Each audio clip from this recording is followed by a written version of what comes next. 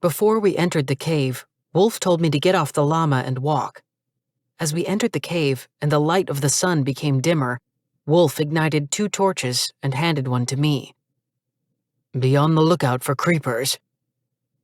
I clutched my creeper action figure closer to me. Creepers were cool, in theory, but I wasn't ready to meet one in reality. Should I put Creepy away? Wolf looked at the toy. "Probably a good idea. If we have to run, you don't want to drop him." I reluctantly tucked Creepy into my inventory and then held my torch aloft with both hands. I was surprised at how heavy it was. I walked to the left side of Wolf as he held his torch aloft in his left hand and pulled the llamas with his right hand. We walked in the cave for several minutes. I heard the skittering sounds of strange cave creatures and mobs. I felt the soft breath of the earth rising from the bottom of the cave. For a moment, I thought I heard the hissing of a creeper. I tensed, but it was nothing. Eventually, we came to a dead end.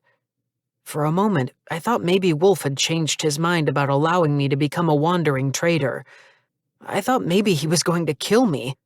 In that moment, it seemed like a logical conclusion. One my frightened 10-year-old mind came to very quickly.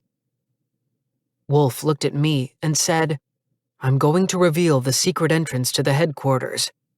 Like I said before, there is no going back. Are you ready?" I nodded my head resolutely. I was ready. Well, as ready as a 10-year-old can think he is for a choice that was going to affect the remainder of his life. "Here, hold the leads," said Wolf as he handed me the ropes attached to the llamas. I felt proud. One day, I would have my own pair of llamas. Wolf walked over to what appeared to be natural cobblestone. He punched it, and once he had gathered the small floating cobblestone into his inventory, I could see there was a lever behind it. Wolf pulled the lever, and a small slot opened in the middle of the wall. Wolf quickly replaced the cobblestone in front of the lever and walked over to the slot. He stood there for 5 seconds before we heard, "Password?" "Straight is the gate, and narrow the way, and few there be that find it," said Wolf. There was a brief pause before the slot in the wall slid shut.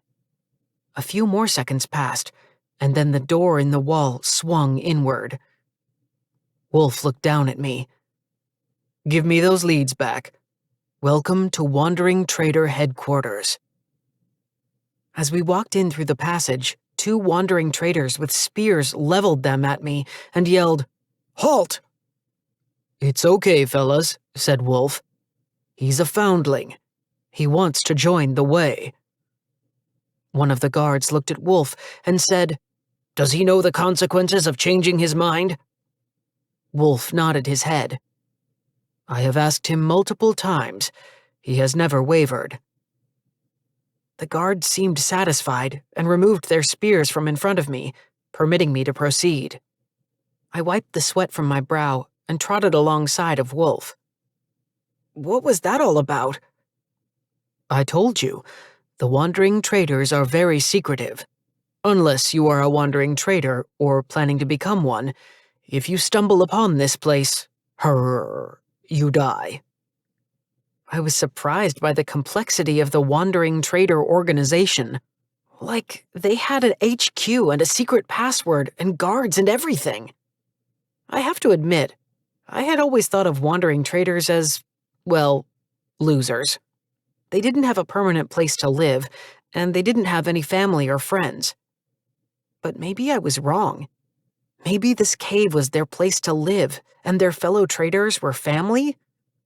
Plus, any group of people who can keep a secret like this certainly weren't losers. But I suppose they could have still been very lonely.